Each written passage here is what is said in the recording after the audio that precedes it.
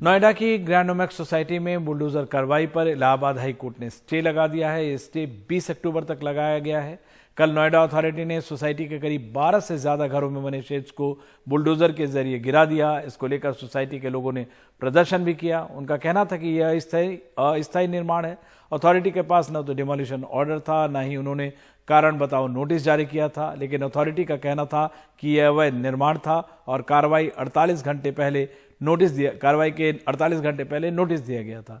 आपको ये भी बता दें कि वहीं ग्रैंड ओमेक्स सोसाइटी है जहां बीजेपी नेता श्रीकांत त्यागी की एक महिला के साथ कहासुनी हो गई थी और मामला गरमा गया था। इसके बाद श्रीकांत त्यागी की गिरफ्तारी भी हुई थी।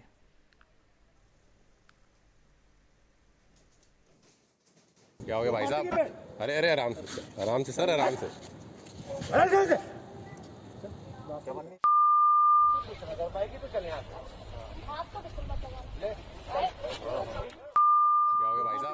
ये तस्वीरें ग्रैंड ओमेक्स सोसाइटी की हैं, जहां 5 अगस्त को बीजेपी के नेता श्रीकांत त्यागी ने यहीं रहने वाली एक महिला के साथ गाली गलौज और बदसलूकी की थी। शुक्रवार को नोएडा अथॉरिटी भारी पुलिस बल और बुलडोजरों के साथ यहां आई। महिलाएं रोती रहीं, बुलडोजर इनके घरों से निकले छज्जे आदि हटाते रहे, जो प्रशासन के मुताबिक अवैध कब्जा था। 3 शेड के जरिए लोगों ने अपना ये निर्माण कवर किया हुआ था, उसको गिराया जा रहा है। लोगों को 48 घंटे का 2 दिन पहले टाइम दिया गया था और कहा गया था कि आप अपना अवैध निर्माण हटा लीजिए, पर लोगों ने हटाया नहीं। जब आज सुबह नोएडा अथॉरिटी की टीम पहुंची तो लोग ताला डाल करके गेट पर बैठ गए थे। तो आप देखिए यहाँ पर, आप पीछे से जैसे बुलडोजर घुसा है, यहाँ पर पुलिस बल तैनात है और अवैध निर्माण हटाया जा रहा है। जिनके यहाँ ये बुलडोजर चला, उनका कहना था कि उन्हें सामान हटाने का भी वक्त नहीं दिया गया। कोई नोटिस नहीं दिया। मैं इतनी देर से चिल्ला रही हूँ, कोई नोटिस नहीं दिया। और अभी बात करके गए हैं कि अभी आप ये हटा लीजिए, आपका ये वो परमानेंट कंस्ट्रक्शन है। मैंने कहा ये हमारा टेम्परेरी है। बोले नहीं, फिर भी आप हटा लीजिएगा। मैंने कहा ठीक है, कोई बात नहीं। और एकदम आकर तोड़ देते हैं। ये क्या तरीका, 1 घंटे बाद आकर? इससे पहले सुबह कई घंटों तक सोसाइटी के बाहर हाई वोल्टेज ड्रामा चलता रहा। नोएडा अथॉरिटी जब यहां अवैध कब्जे हटाने के लिए बुलडोजर लेकर पहुंची, तो लोग सोसाइटी की गेट पर ताला डालकर धरने पर बैठ गए। सोसाइटी के लोगों ने यहां पर धरना दे दिया है गेट के आगे और कहा है कि वो किसी को अंदर जाने नहीं देंगे। अगर सोसाइटी को बुलडोजर चलाना है इंक्रोचमेंट्स पे, तो उनकी लाश पर होकर गुजरना पड़ेगा। तो यहाँ पर देखेंगे अथॉरिटी के जो ऑफिशियल्स हैं वो यहाँ पर पहुंचे हैं, बुलडोजर भी लाए हैं, लेकिन सोसाइटी के लोगों ने यहाँ इस तरीके से यहाँ पर ताला डाल दिया। दरअसल सोसाइटी के कॉमन एरिया में पेड़ लगाने को लेकर बीजेपी नेता श्रीकांत त्यागी ने सोसाइटी की एक महिला के साथ बदसलूकी की थी, जिसके बाद काफी हंगामा हुआ था। इसके बाद श्रीकांत त्यागी के घर के बाहर के अवैध निर्माण को गिरा दिया गया था। श्रीकांत त्यागी पर गुंडा एक्ट लगाकर जेल में बंद भी कर दिया गया है। श्रीकांत त्यागी की पत्नी और त्यागी समाज की मांग थी कि जैसे उनके घर के अवैध कब्जे को ढहाया गया है, वैसे दूसरे के घरों के अवैध निर्माण को भी ढहाया जाए। नोएडा अथॉरिटी ने यहां रहने वालों को बुधवार को 38 घंटों का वक्त दिया था, जो शुक्रवार को खत्म हो गया। उस पूरे मामले में कहा जाए तो त्यागी समाज भी खिलाफ हो गया महेश शर्मा के। यहाँ बुलडोजर भी चल रहा है, लोग भी अब कह रहे हैं कि सांसद नहीं आ रहे हैं। तो अब यही बात है कि जब बुलडोजर पर आप तालियां बजाएंगे तो आपको अंत में बुलडोजर ही मिलेगा, क्योंकि कानून सबके लिए बराबर है। और अब बुलडोजर ग्रैंड ओमेक्स सोसाइटी, जो श्रीकांत त्यागी की सोसाइटी है, उनके घरों पे भी चल रहा है, जिन्होंने अतिक्रमण किया हुआ था, जैसे श्रीकांत त्यागी ने के घर पर चला। सहयोगी अरविंद उत्तम के साथ नोएडा से सौरभ शुक्ला, टीवी इंडिया। और बीएमसी चुनाव से पहले महाराष्ट्र में बीजेपी शिंदे की नई सरकार त्योहारों को खूब बढ़ावा दे रही है। रामलीला के आयोजन के दौरान भी आर्थिक राजधानी मुंबई में हजारों की भीड़ दिख रही है। बीजेपी कहती है कि उनके शासन में राम भक्ति और त्योहारों का रंग यूं ही चढ़ा रहेगा।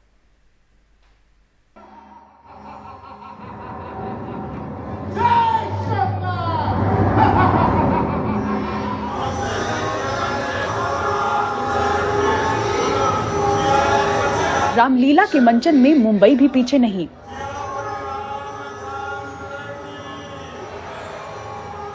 बीते 41 सालों से देवकी नंदन जिंदल मलाड में रामलीला का आयोजन करते आ रहे हैं। भागते दौड़ते शहर में व्यस्त जीवन से भी समय निकालकर हजारों लोग पहुंचे हैं।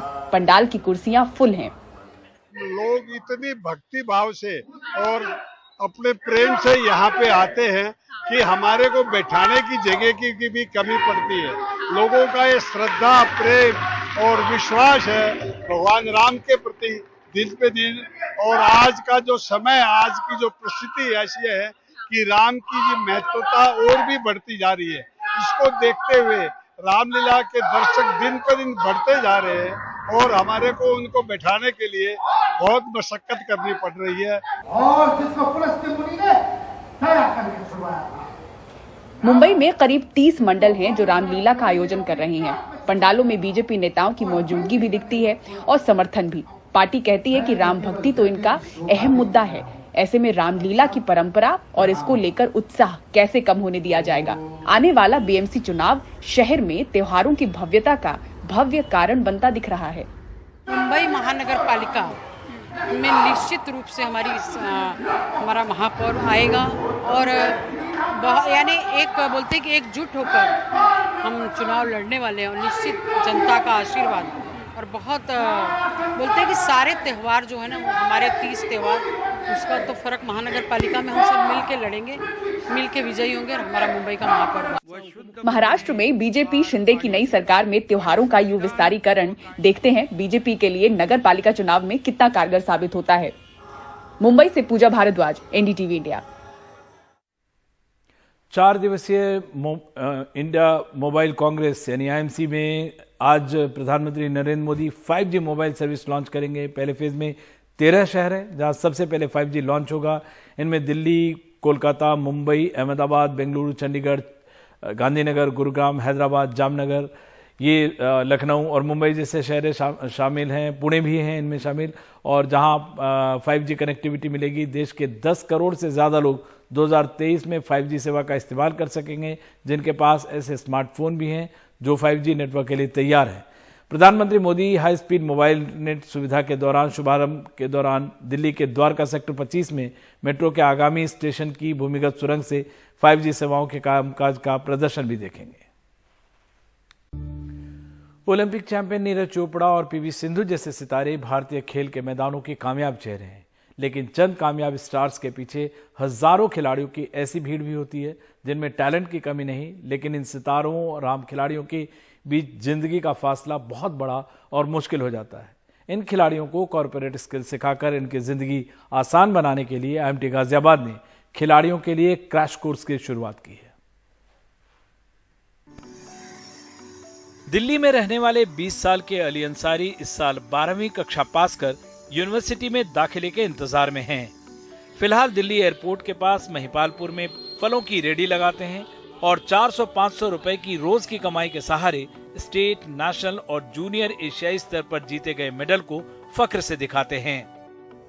लेकिन अली की असली चुनौती मैदान से बाहर की है। वो जानते हैं कि यहाँ से आगे का सफर और भी कठिन है। ऐसे में नौकरी और आगे की पढ़ाई की फिक्र भी सताने लगी है। दरअसल भारत के चंद कामयाब एथलीटों को छोड़ दें तो ज्यादातर खिलाड़ियों की कहानी इससे बहुत अलग नहीं है। भारत में हर साल हजारों खिलाड़ी पहले नौकरी के लिए जूझते हैं, फिर 30-35 साल की उम्र में मैदान छोड़कर दफ्तर गए तो वो नौकरी की रेस में दूसरों से जूझते हुए नजर आते हैं। मैं एक्चुअली एथलीट हूँ सर, और मैं डेकाथलॉन इवेंट करता हूँ एथलेटिक्स में, और मैं Asian medallist, junior Asian medallist और नेशनल सिल्वर मेडलिस्ट हूँ और स्टेट चैंपियन हूँ सर। महिपालपुर छोटे लाइट पे सर फल की रेडी लगाते हैं सर वहाँ पर, और सर रोज़ के सर 400-500 रुपये सर बचते हैं उसमें से अपने घर का खर्चा भी और मैं डाइट भी सर अपने करता हूँ यूज। और आप बता रहे थे आपको शूज़ का भी प्रॉब्लम है, जो डेकाथलॉन के लिए जो शूज़ है वो आपके पास नहीं है? नहीं सर, मेरे पास शूज़ तो बिल्कुल नहीं है सर, फटे शूज़ है ये तो थोड़े ठीक हैं, और मेरे रनिंग के शूज़ है वो बहुत बेकार हैं सर, जैसे तैसे करके सर पहन के भागता हूँ सर मैं। अब गोपाल भेंगड़ा की बात मैं आपको याद दिलाता हूँ, जो पत्थर तोड़ते रहे बाद में, अगर याद हो तो आपको। तो ऐसे खिलाड़ी, फ्रांसिस साहब ओलंपिक के गोल्ड मेडलिस्ट, उनके लिए जीवन यापन का कोई जरिया नहीं था, तो ऑलमोस्ट जैसे बैगर्स होते हैं इस तरह की चीज़ थी उनके लिए। और हमको देखकर ये ऐसा बुरा लगा कि शर्म आई उस सर्कमस्टांस को देखते हुए। जब मैंने ये हेडिंग पढ़ी और मेरे को समझ में आई तो मैंने कहा ये कोर्स उन खिलाड़ियों के लिए बहुत ज़रूरी है कि स्किल कोच और इस तरह की ट्रेनिंग उनको दी जाए। अली और इन जैसे तमाम खिलाड़ियों के लिए गाजियाबाद के नामचीन IMT यानी इंस्टीट्यूट ऑफ मैनेजमेंट टेक्नोलॉजी ने एक 5 महीने के कोर्स की शुरुआत की है। इसका लक्ष्य खिलाड़ियों को अंग्रेजी और कॉर्पोरेट स्किल्स को सिखाना और मांझना है, ताकि दुनिया की रेस में ये कहीं पीछे ना रह जाएं। ऐसे खिलाड़ियों के लिए जो मेडलिस्ट नहीं हो पाते हैं, उनकी मेहनत उतनी होती है जितनी मेडलिस्ट की होती है, लेकिन कहीं ना कहीं उनको मेडल नहीं मिल पाता और उनकी नौकरी पर इसका असर पड़ता है। उसको दूर करने के लिए ऐसे खिलाड़ियों को का विचार IMT गाजियाबाद के दिल में, इनके दिल में आया है, ये एक बहुत बड़ी बात है। देखिए, धीमे धीमे इसको डेवलप किया जाएगा और ज़्यादा आगे बढ़ाया जाएगा। यहाँ पर एक आइडिया फ्लोट किया गया, उसका प्रैक्टिकल इम्प्लीमेंटेशन किया गया है। लेकिन मैं मानता हूँ एक आइडिया की शुरुआत छोटी होती है, लेकिन समय के साथ इसको और विस्तृत किया जाएगा और आगे बढ़ाया जाएगा। और हम भी इस पे काम करेंगे कि कैसे इसकी रीच को बढ़ाया जा सके, इसके होराइजन को और ज़्यादा ब्रॉड किया जा सके। खेलों के क्षेत्र में पढ़ाई की अपने तरह की ये एक नई शुरुआत है और कई पूर्व खिलाड़ी इसे बेहद जरूरी मानते हैं। लेकिन खिलाड़ियों के लिए ये कितना क्वालिटी रोजगार पैदा कर पाएगा, ये मौजूदा हालात में और भी चुनौतीपूर्ण नजर आता है। भारत में चंद खिलाड़ियों के ग्लैमर और शोहरत को देखकर अक्सर ये भ्रम होता है कि ज्यादातर खिलाड़ियों की हालत भी अच्छी होगी। लेकिन एक हकीकत ये भी है कि भारत में ज्यादातर खिलाड़ियों को नौकरी हासिल करने और फिर वहां टिके रहने के लिए काफी जद्दोजहद करनी पड़ती है। IMT गाजियाबाद ने ऐसे ही खिलाड़ियों के लिए एक क्रैश कोर्स की शुरुआत की है। उम्मीद की जानी चाहिए कि भारत के दूसरे शैक्षणिक संस्थान भी ऐसे ही क्रैश कोर्स की शुरुआत करेंगे, ताकि ज्यादातर खिलाड़ियों को फायदा पहुंच सके। दिल्ली से विमल मोहन, NDTV इंडिया।